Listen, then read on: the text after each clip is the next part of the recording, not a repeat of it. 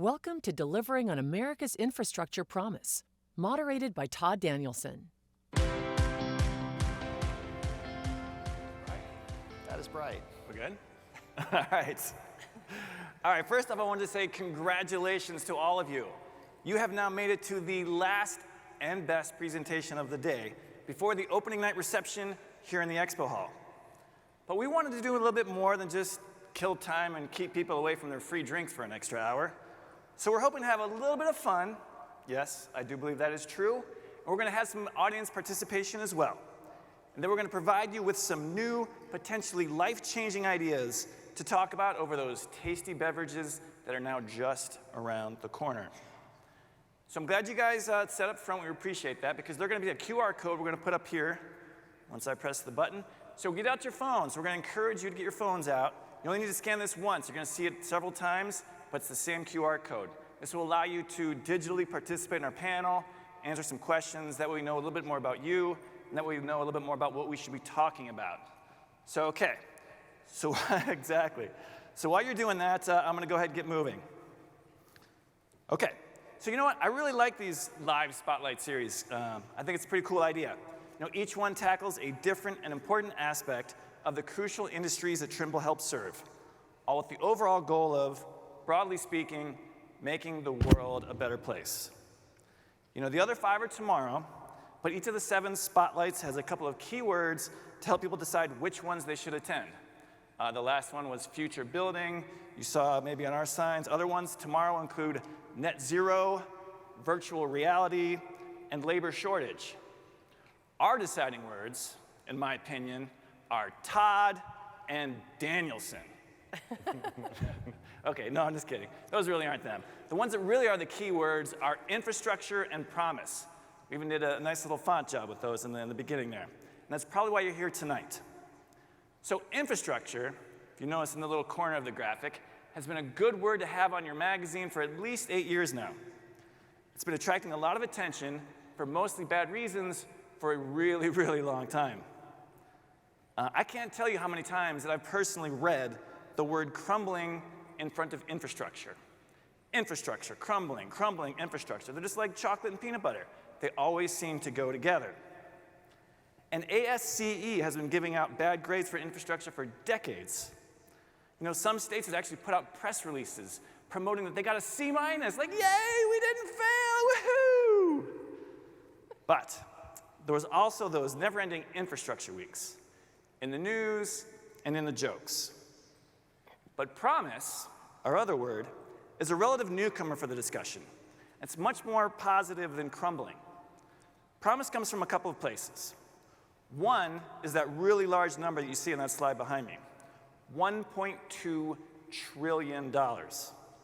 That's the headline number from the Bipartisan Infrastructure Law that was passed in November 2021. You know, I was looking on the internet for like an infographic like this, and I saw this from there, and I was like, oh yeah, we made that one. I could use it without copyright problems. We ran that in a column in our December 2021 issue that year, and it just includes the new spending from the law, as about half of the $1.2 trillion number was already set aside for funding. But $550 billion in new spending is a lot by any measure. And that guaranteed funding is all types of builders, designers, technology companies, and the government departments, to name a few, focused on infrastructure. You know, I should also mention that many countries in Europe, Asia, and the rest of the world are also highly investing in infrastructure. But as a typical self-centered American with a North American magazine audience base, I don't know all the specifics, and I only had room for one infographic, so we're using that one. As it's also almost always been said about everything, follow the money, right? And $1.2 trillion is a lot of money to follow. And that's probably why many of you are here, following that kind of money. But the other part of promise is a change in culture toward doing things differently and better, using technologies in ways that aren't just digital copies of older methods. Now, Mark Counts here on the panel on the end introduced me to a new phrase, new things, new ways. He'll explain more about that in just a few minutes, but the key is to envision new approaches, not just throw billions more dollars into the same old patterns. Okay, I think we're now ready to get into the important part of our spotlight, the learning portion. But rather than debate about infrastructure and the technology needed to make it happen, we thought it'd be best if we could center our panel around the amazing work being done at Caltrans, one of the largest transportation organizations in the country. Now, the discussion might be a little bit transportation-centric, but I promise you that the lessons they've learned and are willing to share can be effective across every spectrum of infrastructure implementation. We're going to hear from Mark Counts and Aaron Chamberlain from Caltrans. We also have Cindy Hoagland, Trimble's Senior Vice President of its Owner and Public Sector Department, and she and I will ask Aaron and Mark, and maybe even you, the audience, questions about how they use technology and better methods to create some amazing tools and complete some impressive projects. Okay, before I finally hand it over to Mark and Aaron, we're going to do our first audience participation question. This one is a super hard one. Are you familiar with the term digital as-built or digital twin? They're basically the same thing, some people use them both. Are you familiar with that term? It's a simple yes or no. You can start. Yeah, we got answers coming in. Good job, everybody. Takes a little bit of time. You got to get the hang of using that because there's going to be a few more. So keep those phones handy. And I bet this is a pretty sophisticated audience, so that's probably a right number. It's about 90%, so good job on you guys. Okay, and with that, Mark and Aaron, you are up. All right. What's up, Vegas? How you doing? I need to know what kind of people I got in this room right now. Are we tired? Are we down? John, are we down? Are we pumped up? Is anyone feeling pumped up? Raise your hand if you're feeling pumped. I got two hands. Yeah, there we go. Fist pumps. Woo! Who's feeling pumped up, all right? Woo! Look, man, I know we don't got the whole thing all booked out today, but on the count of three, I want to hear a little bit of a shout. If you're pumped up for Trimble Dimensions, I want to hear a little bit of a shout. On the count of three, ready? 1, 2, 3. Come on. Hey, come on. That's right. All right. So what I got it. Okay, we're going to talk. Yeah, kill it. Come on, baby. So I've got a promise to deliver on today, and I'm not talking about a promise to America. I'm talking about a promise to Cindy. And I promised her that we were going to have fun today, that this was going to be a fun time. Can you all help me make that promise true? Can you help me deliver right here? Yes? All right. Awesome. All right, that's all I got. So have a great day, everybody. It was a just kidding. First thing I want to do is I want to let Cindy know a little bit, just a little bit of appreciation. So what we're going to talk about today is called CALMS, the Caltrans Asset Lifecycle Management System. This is something that's easy to say, but really, really difficult and challenging to do. Right, Ed? Can I get an amen on that one? I get a little head bob. But we couldn't do it without critical key partnerships like with Trimble. So I don't know if you want to insert your wisecrack here, or but we love Trimble. We appreciate Trimble. Without your support, we couldn't be where we're at today with something that's so special to us. So you're special to us too. Yeah. So I wanted to just present this to Cindy. Let's give Trimble a round of applause. Yeah. All right. Trimble is rad. We love Trimble. Okay, you can put that on the record. Special moment you guys got to witness. So Mark, we're going to talk about this. I thank you for my tree. Yeah, for your tree. Yeah, we're gonna. It's all about trees. Cindy and I, we connect on the trees. trees, and hopefully, kind of both of our vision is, out of the tree, we want a digital forest. You know what? You know what one tree is? That's a lonely, sad tree. Chris, do you want to be a lonely, sad tree? No, neither do we. And so when we think of trees, we think of what comes out of a tree, fruit, and then what's in a fruit? Piece of fruit. You got more seeds.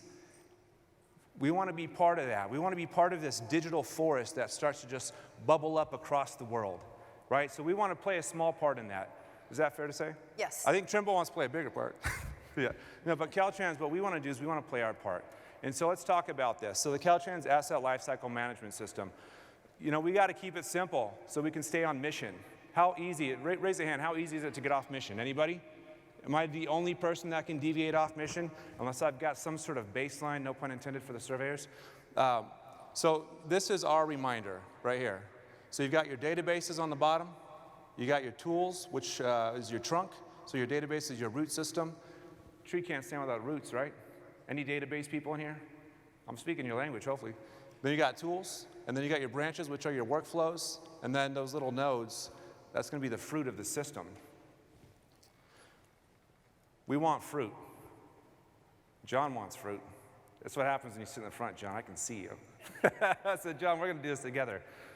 So what we're trying to do here is create a digital geospatial ecosystem. That's our way of kind of saying digital twin. Digital twin doesn't quite, get us to where we think we need to go with it. So it's digital, it's geospatial, and it's a system of systems. And at Caltrans, we've got over 22,000 people, and we've got a lot of different systems that are operating inside and outside of our walls. So we have to have something that's future fluid, something that's flexible, but something that can do new things new ways. So we're going to talk about this. We're going to go through this, so break it out a little bit more. And also, we want to just, a little disclaimer, we're here to learn with y'all. So where's Brent? Brent from Esri right here. Geodetic demigod from Esri. So if you, no hard questions, Brent, right?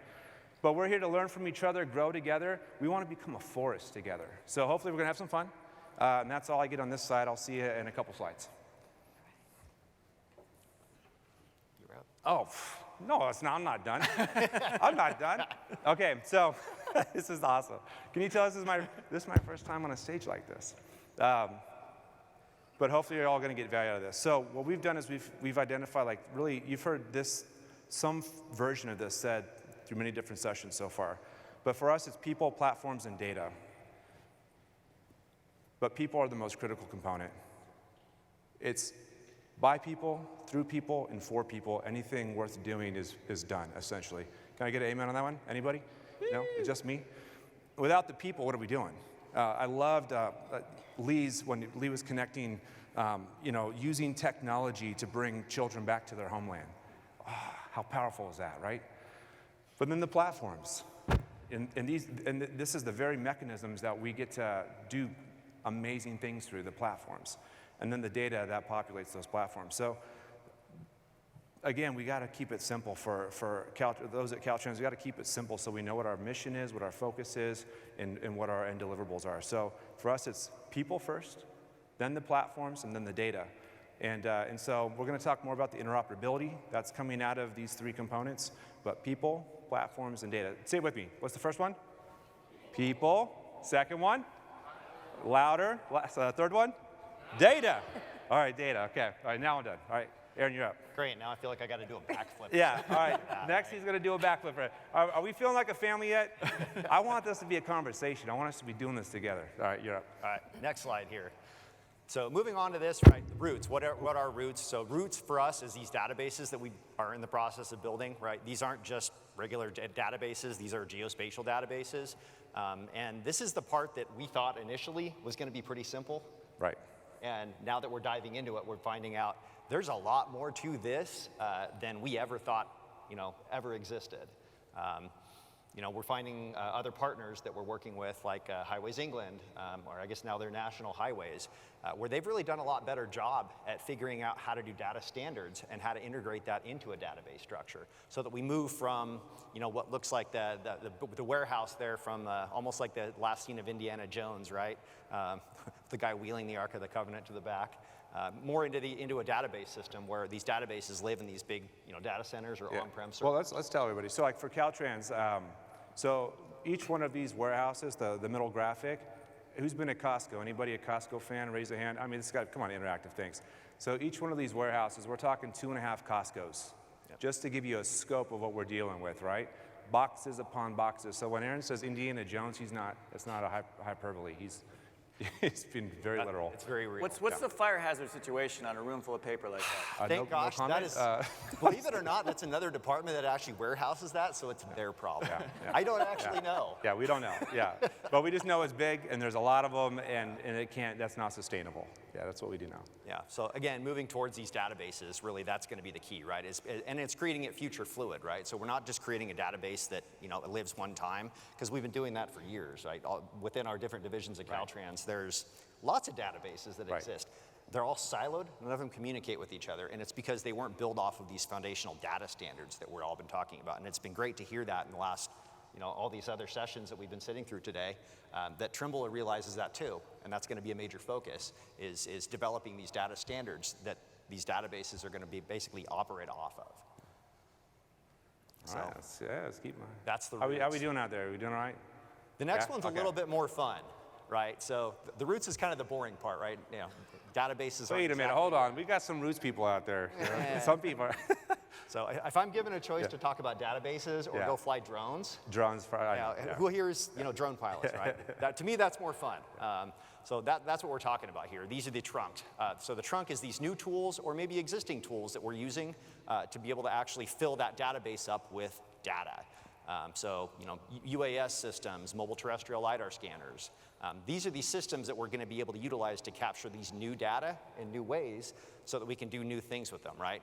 That top right-hand screenshot there, who all has been into a construction office or almost anybody who's done these large linear infrastructure projects? I know I have.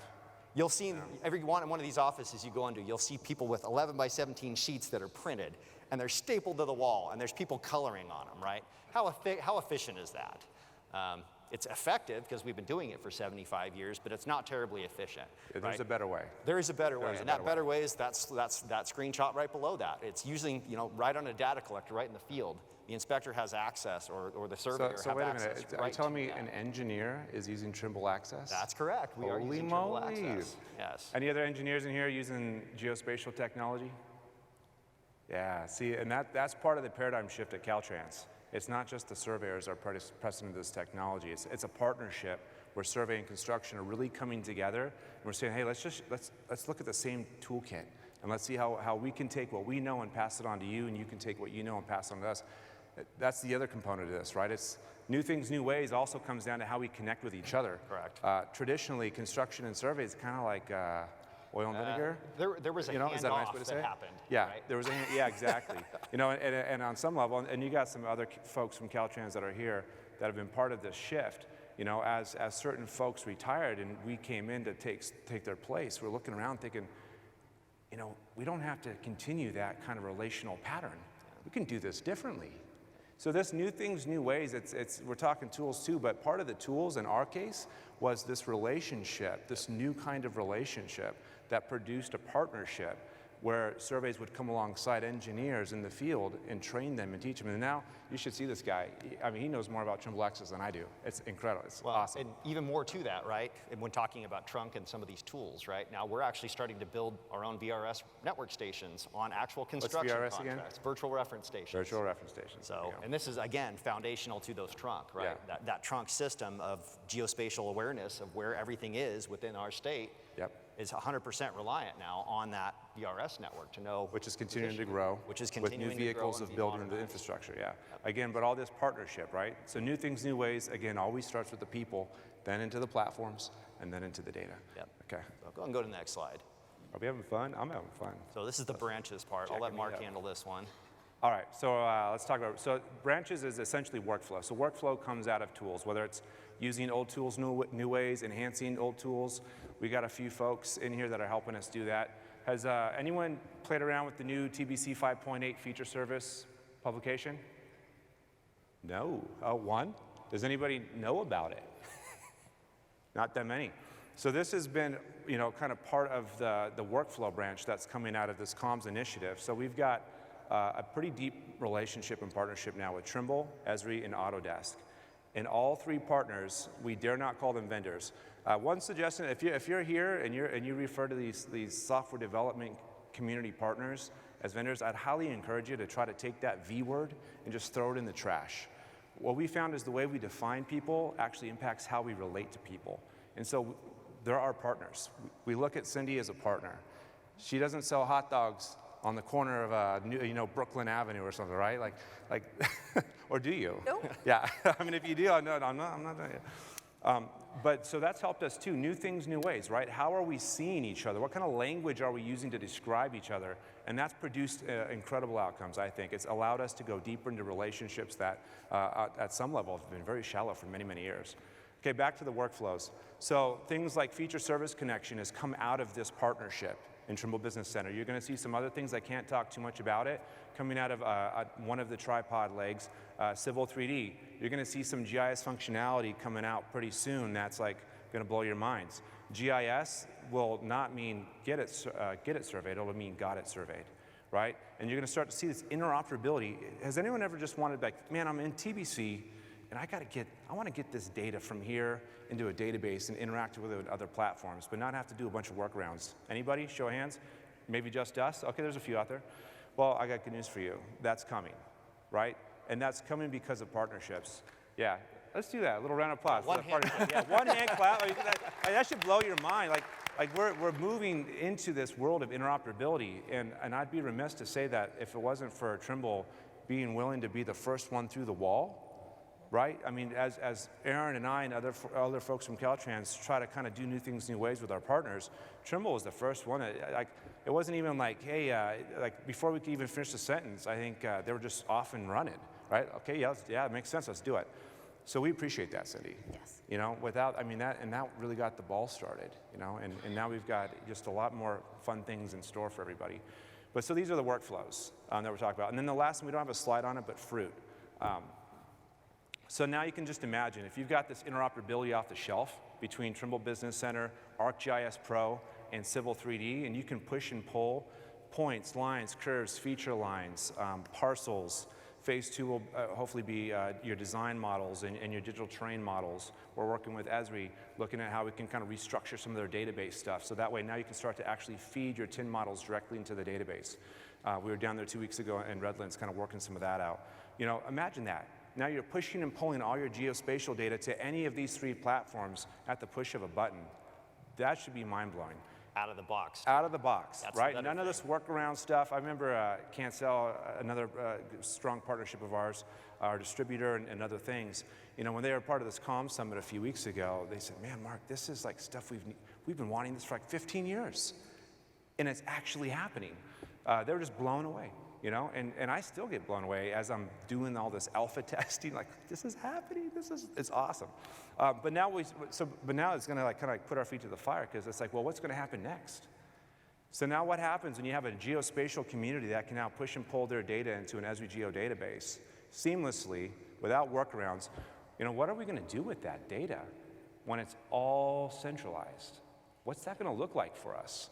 I know for us, one of the big things on our roadmap is you know, mapping on demand.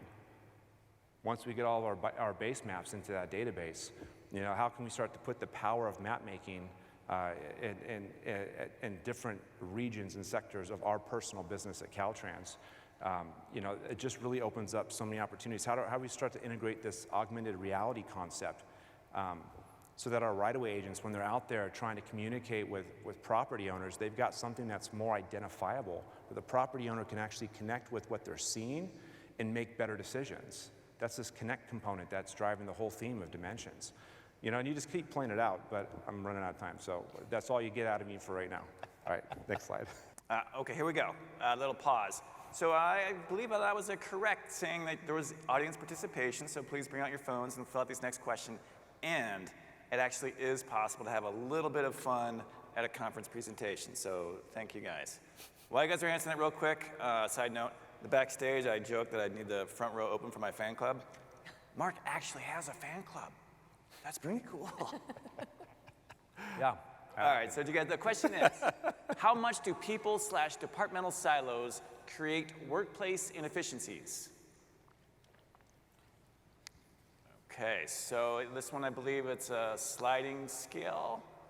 And it's still mostly bad, I believe in this case. Very, very bad. A little bit less bad, but still bad.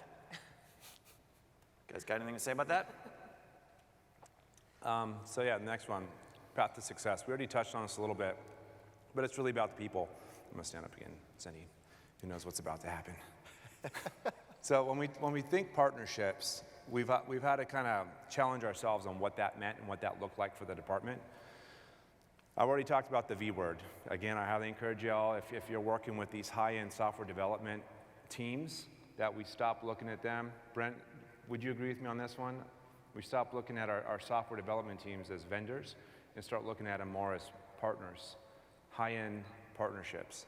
But then that's not where we stopped. You know, we said, okay, well, how are we going to start to integrate other departments of transportation? So we've been, you know, kind of doubling down on making sure we've got healthy relationships, that we understand their needs, what their pain points are, what they're up against, sharing stories, so we're reducing kind of like the whole like reinvent the wheel concept. You also see academia's a big part of it. Topodot is now getting looped into this process, the Caltrans Asset Lifecycle Management System. We're looking at seeing if we can get some sort of interoperability going on there. I don't know if we've got any feature extractors out there.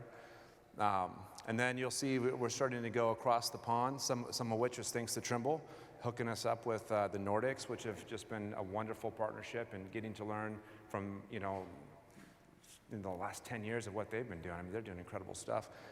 National Highways, we've been building relationships with them. Talk about, again, some next level sort of innovation. What are they doing? Preliminary design, about 80% of the preliminary design is now 100% automated. Again, let that kind of sink in. 80% of their preliminary design is 100% automated. That's pretty incredible. Take something that anything that would take 18 months, now they do in 2 weeks. Multiply that by whatever the rates you use, and you'll be blown away, right? I think we estimate 200 to 300 million. 200 to 300 million, right? Conservative. Yeah, just getting going if we're able to start to halfway replicate what they're doing. So you got a lot of interesting partnerships out there, you know. And so what we're trying to do as Caltrans is facilitate as much of this interconnectivity as we possibly can, and then make sure we're sharing our relationships with everybody in the partnership. And we've found just wild success through that process. Let's go to the next slide. Oh. Yeah, it's your turn. Thank you, Mark. So I want to follow up on that last point that you made in regards to people and collaboration. And that really is what drives it, is people and partnerships like what we've had with you. So tools and technology and data only allow us to enable that collaboration, but it really is a vision when you find forward-leaning leadership within the customers that we support today that makes the difference. And that is why the journey with Caltrans has been so fun, because they do have a vision and Trimble shares that vision. And so it makes all of what we're doing even more exciting in the digital transformation that we're supporting for both Caltrans as well as many DOTs across the country. And like Caltrans, we also have a tree. And Trimble's tree is called the Kitayama cedar tree. And you'll see that at our roots is our culture and our vision. And for us, the fruit of our success is our partners. And if we do our jobs right, then we will have more and more trees and more success and more partners along the way. And so as we were putting this presentation together and I looked back at what Mark and Aaron have been working on for the last couple of years, the trees align in terms of a vision and a culture and what we're trying to drive towards. So I'll tell you a little bit about the genesis of comms and how we got to where we are. So it actually started, I believe, in the spring of 2020. And Mark had a vision, and he also said and called for an unparalleled level of collaboration, both from Trimble as well as those what would be frenemies, and partners with us, so the Autodesk and Esri. And so we all had to get together and work together so that Caltrans could meet their vision, and their vision being a holistic view of project delivery and enterprise asset management across a life cycle, so that they could be much more efficient with the assets that were being designed, the assets that were being constructed, and then those assets that needed to be managed long term. And so together, we have put together a team, a dream team that has worked in collaboration across data, across platforms, across stakeholders to get us to where we are today. So go to the next slide. Okay, so what you see on the right-hand side that looks a little bit like spaghetti is Caltrans, a handful of systems of records of data and information that Caltrans has. And it sits with many of the partners that Mark had mentioned in his path to success. It also points out that there's a handful of various field data collectors and sensors along the way that are across the state of California with thousands of assets that need to be tracked and data that is coming in that needs to be managed across their systems. And so when we looked at this spaghetti, Aaron and Mark said, we don't want to just digitize this. We want to be able to come in and innovate and reinvent the workflows between all of these point solutions and companies that we've invested in over the last decade or so. We want to be able to streamline this process, and we want to be able to add to this process in an evolution as we go forward. Back to what Rob was mentioning around being able to physically show the state of California, but digitally across the state. And that is really the vision that these two individuals have been driving forward for us. And it's Trimble's culture to get in there and to solve problems. That's what we do. And so when Mark came and said, you have to work with others, and we need you to open up your applications and the data that you're sharing, and we need you to share with others, that's what we did. And we're also driving those open standards as an organization because we want to lead, and we want to do that as well. And so it's really been a fun journey for all of us, and I certainly cannot take credit. I have an amazing team that works with us and works with Caltrans. We also want to do a shout out to many of our partners. So CSDS and Cancel, Granite Construction, and SciTech West. There is a partnership, a network that Trimble has that really supports the folks that you see up here today. We don't do it without having our partners engaged and kind of helping us along the way. So one thing that Mark had said to me a while back, he said, I want to be able to double click on a chunk of pavement, and I want to see the asset ID. And for myself and others that are on my team, we all were like, brilliant, we get it. An asset ID is actually the glue that you tie in for that entire life cycle of that asset, from when you're designing the bridge to when you are constructing the bridge to operating and maintaining that bridge for its entire life cycle. And so an asset ID for us, we said, brilliant, how do we work with you? And how do we make this happen? And this is what comms is really about, is sharing of this information and freeing a lot of this data along the way, which makes it so exciting for us. So a couple other things. So what have we learned so far? I think we've learned that platforms allow us a lot more flexibility and a lot more access to data and metadata of thousands of assets that are out there. I think we've also learned that platforms actually enable more effective workflows across various point solutions and what you see in the spaghetti code that's here as well. So we're just at the beginning of this journey with you in regards to where we're going for platforms and construction cloud and the like that we've talked about earlier today. And so, we're pretty jazzed about this. And the last point I'll make is that the comms platform, the model that you all have put forward, really allows for future capabilities and flexibility around predictive analytics, which you really want to do, artificial intelligence, machine learning. So moving to this type of environment and shared information and the power of the data that you'll have across this entire asset lifecycle really is cool. And it's going to allow us to be a partner with you as you go on this journey to really see what the possible is. And a lot is possible because of the two of you that are up here today. So it's been a lot of fun, and we hope to come back next year and give you our progress report on how we've That's right. You come can along. all, how many people? You got like 100 people here. Hold us accountable, right? Especially you, right there. Yeah, next year you come and say, Counts, what did you do? Sorry. Okay, so that was it for me, Todd. Okay, great. Let's see what we got next. Oh, we got some more audience participation, so bring the phones back out, and I will read the questions straight away this time. How much does a lack of platform interoperability create workplace inefficiencies? And while they're answering that one, I was going to ask you guys, for me and maybe the rest of us that do not have a tree-based life metaphor, are there any bits of advice on how to create one? What do I start with? Do I start with the trunk or the roots? Well, again, I think the key to our success has been actually just going back to people again, right? It's about building those personal relationships. I didn't hear the question all the way, so that's why I defaulted. Yeah, it's hard up here because all the echo. It's like I can see your lips moving. Right. I know, it's fun, and I can't really read these really well, but I can see these. So this one says that, we've got way too much work going on due to platform interoperability. So that seems like a major problem. I think that might be our last question of the day. Yes, that is. So right now, we have now reached what I consider the most important part of any presentation. What can the audience learn from it, okay? Yeah. That's why you're here. So now I'm going to ask Mark and Aaron to specifically talk about these things so they can give advice to the audience, that's you, so that you can do your jobs better.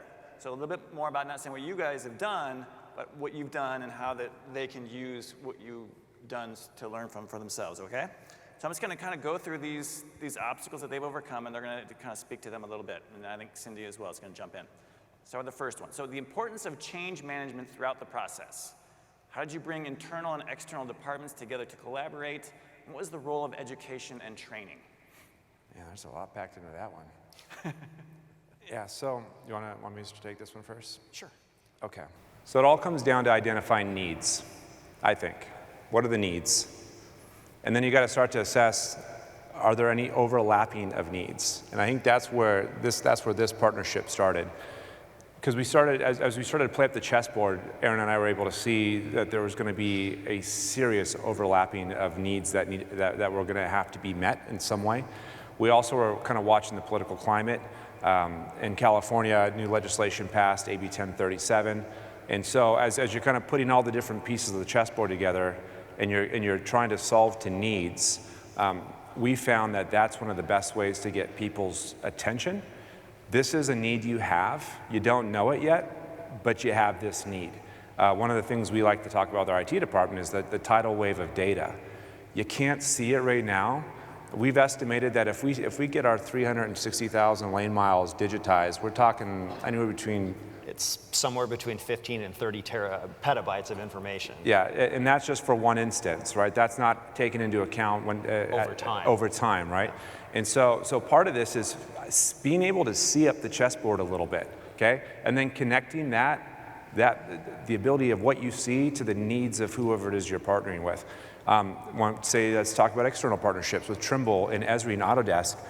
Same concept. Hey, here's some needs that we think not just Caltrans has, but your partners across the world, I bet, have. And that's been powerful for me like yesterday and today, talking to different folks from, anywhere from Korea to Europe. And it's interesting that you kind of work through it and you see similar patterns of need. And so, same thing. So, okay, Trimble, Autodesk, Esri, here's these patterns of need that we see.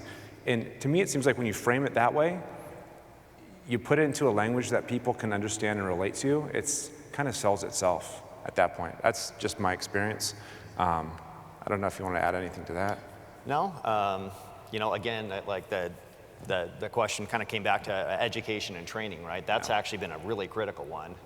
Right. And the training never stops, right? I think that's been one thing that we've seen over and over again with anything that we've been trying to do with new technology is you can't just train somebody on something once and then walk away and say, okay, have good luck with it, right? Right. That's a recipe for disaster. Well, and what makes me think, I'm glad you brought it. So digital construction inspection, this idea of having engineers using geospatial tools to do their work differently. You were using a wheel and a rag tape when I met you, right? And so, but again, we had to come alongside construction and show them their need that they didn't really know they had. We had to show it to them in a way that they could understand it. And once they saw it and they're able to see up the chessboard, it's like, wow, you're right. And then we're able to come alongside each other and work it out, right? So, but yeah, in the training, you're always going to be, as humans, hopefully we're growing and learning, right? So it's just got to be part and parcel to what you do. Just count on it. Well, but the other factor in that is the change happens so rapidly that the training has to be continuous, right? Because the tools are physically changing so fast that the training, it's no longer static, right? For a long time, in fact, even within Caltrans, it still happens. Oh, you've been trained on that like 5 years ago. Yeah. Well, everything that we've been trained on is now fundamentally changed, right? Because the tools that we're using are different. Yeah, it's got to re-up. Yeah, it's like fundamentally at the training level on how they. How we're programming, how many dollars do we need for training, right? That training budget has to be increased significantly to be able to utilize these tools. Yeah, good point. So I have a question. So I know how you've worked with the technology partners on your vision and where you're going. How about talking about construction companies, our contracting community, our engineering friends? How do we bring them along in this journey so that they also recognize and understand what we're trying to do? That one's kind of interesting because in some cases, they're the ones that are actually pushing us, right? Like the Granite's of the world, you know, they were the ones that were actually pushing a lot of this field technology, you know, the augmented reality stuff, you know, before we were really looking at it. So I think some of it is actually going to be more driven by industry, and we're going to be reactive. You know, us as a state entity, usually we're not going to be right on the bleeding edge of technology ever, because that's just not how state government operates. You know, but I think we're getting Except for now. Well, we're getting close. Yeah, except for now. But still. No, closer than close, man. It's like this stuff's getting created as we speak, literally right now. Someone's developing stuff, right? Still, as a general rule of thumb, we're never going to be on that bleeding edge. So again, usually it's the contracting community. I mean, look at like GNSS technology and machine guidance, right? That's been happening since, you know, since I first started. I think some of the early stuff was happening in the like really early 2000s, right? Yeah. So that technology fundamentally isn't new, but how we're implementing it and how we're then starting to leverage better data from that is something that is new.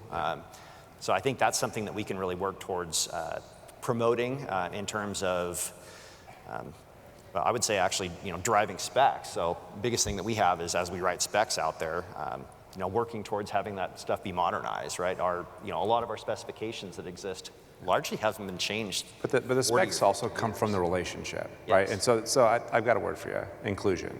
I think I can sum it up with inclusion, right? We got to be mindful of all the different points of partnership and make sure that they're getting brought into the fold as we walk this out, right? Because even specs, we want to make sure that we don't write specs in a vacuum.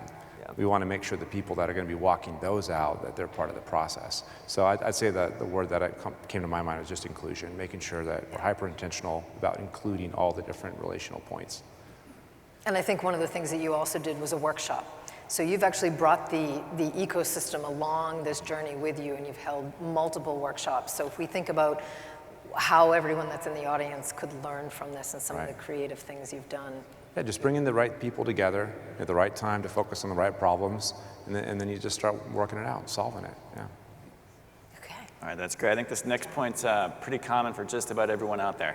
How did you address and upsell the digital transformation to the executive team? I'll take that one. That one was actually really simple. So, you know, when this thing first started out, right, you know, let's take digital construction inspection again as an example, right? We just literally took hand-me-downs from surveys, RTK equipment, took it out to the field, started doing the workflows that we were doing before, you know, that were taking hours and hours and doing it more effectively. And then it's a simple ROI calculation, right? If my engineer takes $150 an hour to go do that task, and I can now save hundreds of hours on a contract, hey, here you go, management. I just saved $40,000. Hey, can I use that to buy another $20,000 RTK Rover and do it again? Right, so it's a snowball effect when we can show what about the safety? Well, and yeah, safety is another huge component of it, right? So, you know, I've been that guy in the middle of the night pulling a rag tape, you know, 75 feet across the highway. You know, hey, is it clear? Okay, go. Let's go do this real quick to mark out like a lane line for temporary striping or something of that nature. Doing it with a tool where it's instantaneous and somebody now doesn't have to play Frogger across the highway is a huge benefit. Yeah. And then somewhat less tangible, but reducing the exposure then basically reduces the probability of you know, accidents and stuff like that. So yeah, life saved, money saved. Right. Real simple solution equation, right? So accent the savings, and you're better on your way. Yep. Right.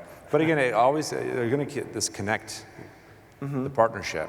Right. They got our hand-me-downs. We proved it out, and then we're able to report back, and they liked what they saw. So. All right, that's great. Now we go to management and I ask for $2 million for a bunch of stuff, and they go, here you go. I think it's kind of shocked me. They're starting to buy more survey gear than we are. I actually think awesome. I don't know, Eric Vance is out here. He may have the actual numbers, but I think we may have more RTK equipment than our division of services. Yeah, and they're just getting started. They got a program about 3,000 engineers, right? We're about 700, so it's just a matter of time before they, you know, trump us when it comes to Trimble purchases. All right, sounds good, guys. The next point, how did you leverage CMGC Contracting? That one's not really, as I was going to say, that's not quite as relatable to comms specifically, but that's something that the department has been doing for several years now with, you know, alternative delivery. And I think that specifically it goes back to the partnership issue, though, is when you're bringing a contractor on board with the CMGC process, they're brought in early in the design phase. And they help us derive, you know, things like staging. So like the Consumnes project was one example that I think we had something like $12 million in savings over the original programmed amount. The majority of that was actually staging. So, you know, Granite was the contractor on that particular case. They came to us fairly early on in the process because, you know, as we typically are designing these things, we have kind of a rough idea how we think they might get built. You know, you put that down on paper, and, you know, Granite comes to us and says, oh no, we can do all of this, and you can eliminate 2 whole stages, and we can do this 6 months faster with, you know, a lot less materials.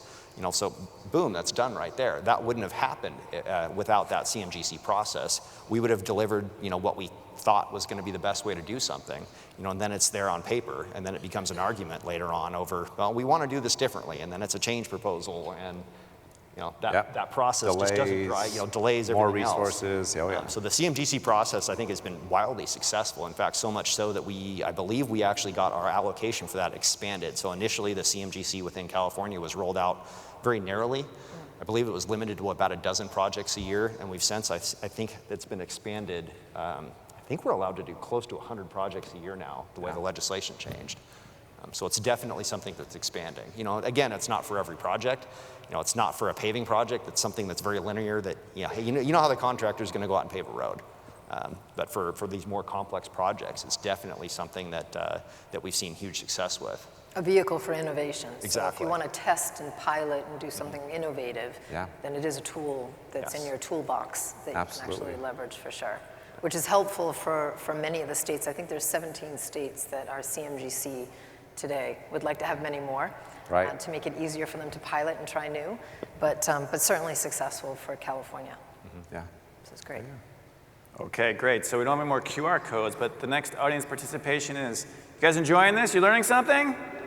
Yeah, let's hear a little bit. We know we're keeping you from a cocktail. Yeah, that's right. We should have brought cocktails in. That's next year we'll bring the cocktails to you. That'll be part of it. Okay, the next point is, how does the ALM approach help with workforce development challenges? You want to take that one? Yeah, so how does asset lifecycle management approach help with workforce development challenges? I think we've heard it before plenty of times. You're constantly having to do more with less, right? And this kind of comes down to doing, you know, more work with less people. So I think that's kind of what we're getting at, right? When it says the workforce development challenges. Yeah, so if we're being able to capture the data and centralize it in such a way that we can do more with it, then the idea is we're going to get more work done. Well, and collect once, use many times, right? Bingo. So if we're collecting something once, maybe we can leverage that same data set 9 years down the road. We don't have to send a survey crew out again to recollect it because we already have it. And you know you have it. Yeah. Well, and this is the other thing that we found too is, you know, with structured data, and if you can't actually visualize what's been done and hasn't been done, in the past what we've seen is, you know, the same piece of highway get scanned multiple times unbeknownst to us. You know, and you know, this is us just being candid and transparent here, right? If we're going to be open and honest with each other, let's just say it how it is. You know, so to have more of an asset lifecycle management approach allows us to see what has been done and hasn't been done. So you're not duplicating. So we're not duplicating efforts. Triplicating efforts, or right? Which then again puts the limited resources of people that we have, you know, is making better use of their time. Okay, that's great. Our last little point that we've got here is advice for smaller DOTs. Maybe you can explain to me what find a friend there means. Craigslist ad? not that kind of friend. Yeah, not that guy. Yeah. So yeah, this is, I think, like if I could just pass anything on, it's needs. Like most of what we do is centered around needs. You just have to identify those needs and then find people within your department or your even, you know, whatever you work in. There's needs, and look for the overlaps. And then once you identify those overlaps, try to, you know, just, hey, do you want to work on this together? Like, it's like that simple. Like, we're joking, Cindy, like when we're kind of thinking about this. It's kind of like, anyone ever play in a sandbox when you're like 5 years old? You know, like, just watch your kids, man. They know how to do this, right? It's like they identify common interests, like some common overlap, and they just like, hey, man, like, this is kind of an issue. Yeah, that's an issue for me too. Hey, you want to like hang out and like work on it? And it really is that simple for us. We try not to complicate it, you know, and then what we found is as that kind of a culture develops, we like to call that culture an impact junkie culture. And those are the kind of people that don't wake up for the paycheck. Those are the kind. Maybe actually this is a great recruiting effort. If any of you relate to this right now, you come find me later. I want your contact, right? We're always looking for impact junkies to riff with. But if you find yourself waking up and you're not waking up for the paycheck, you're waking up for the impact, chances are you got this thing called being an impact junkie. You know, and what we found is it's become almost a magnetic force in our department that, you know, these impact junkies start coming out of the woodworks as the word hits the ground. But it really just starts with that simple sort of identification of needs, and then finding folks that have common needs and saying, hey, do you want to just do something together to see if we can't have some sort of impact and meet these needs in new ways? And the rest just, for us, just snowballed and continues to snowball at Caltrans. But also start small, right? Yeah. This doesn't have to be a huge thing. It can literally be an effort where you're starting with hand-me-down equipment towards proving something out. Well, and that's like, so take comms, right? It was not called comms at the beginning. 18 months ago, 24 months ago, somewhere in there, a few surveyors like, you know what, we got to get away from shapefiles. These shapefiles got to go. We need a better way of doing business. And then before, it just snowballs, right? And so we did start small.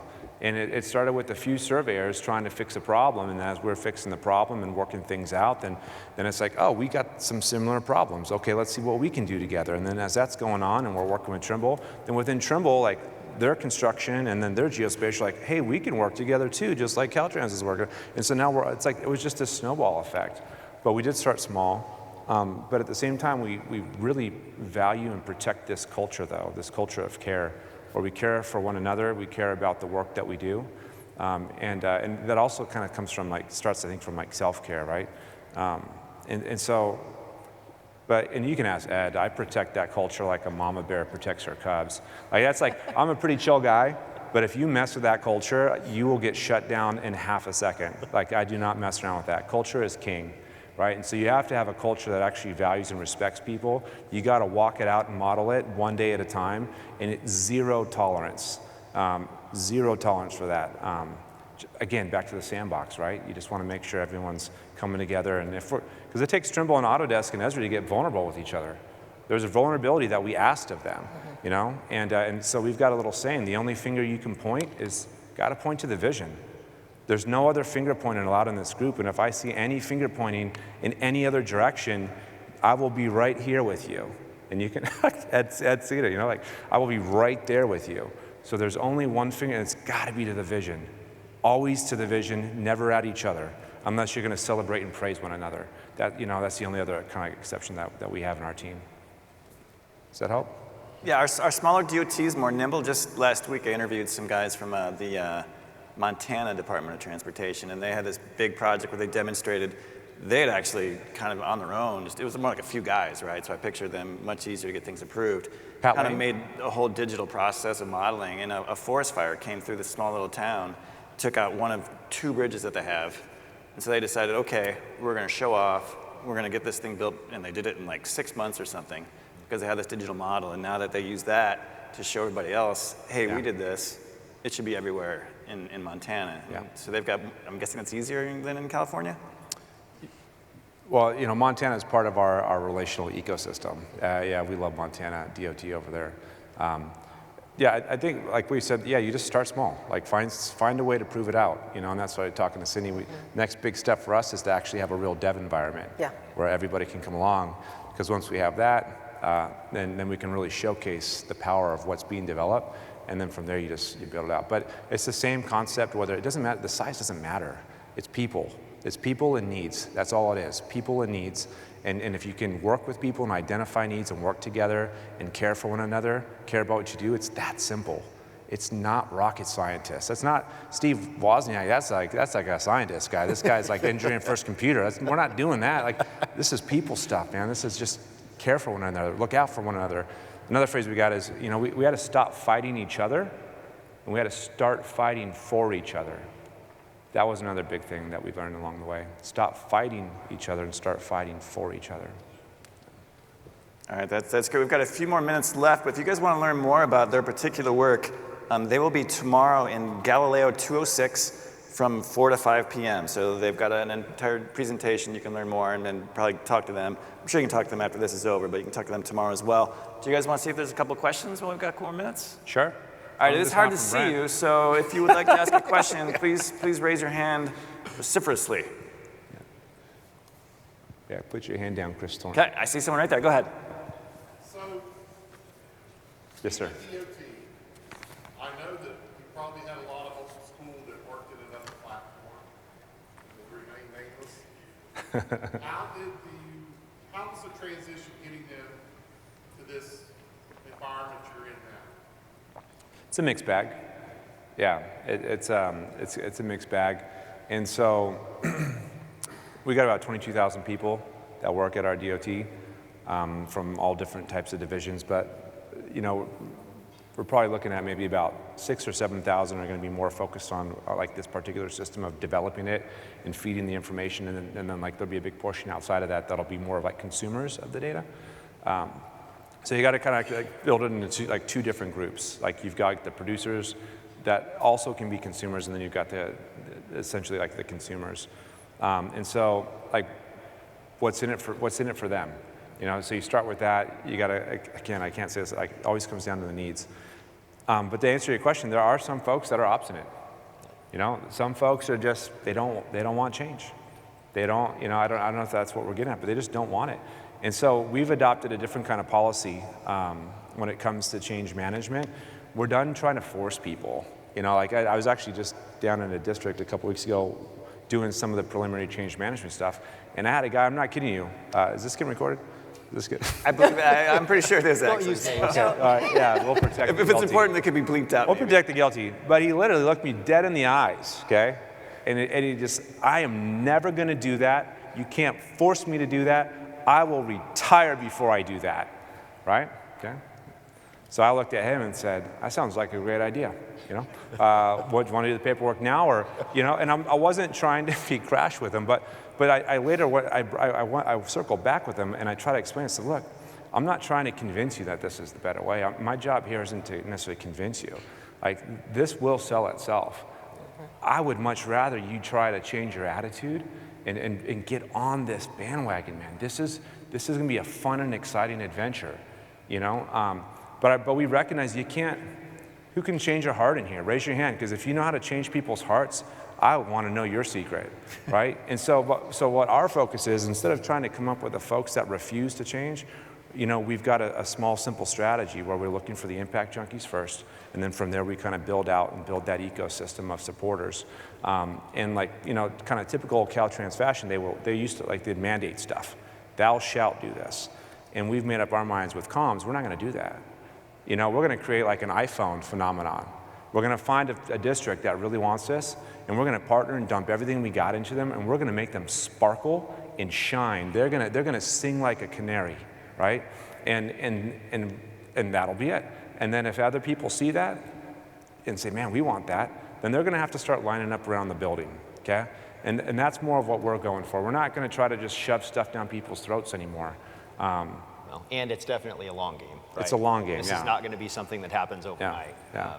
You know, what do we say? That you know, Caltrans is kind of like not to use a bad. It's a big ship. It's a big container ship, right? It's a container ship. It's a large container ship, yeah. you know, and it steers very slowly. Yeah. So these changes that we're making, while they seem very transformative, it's not going to happen overnight. It's going to be a slow process. Yeah, yeah. But we're doing the legwork too, right? I've got stuff scheduled for next year. We'll be doing road shows, a lot of preliminary change management.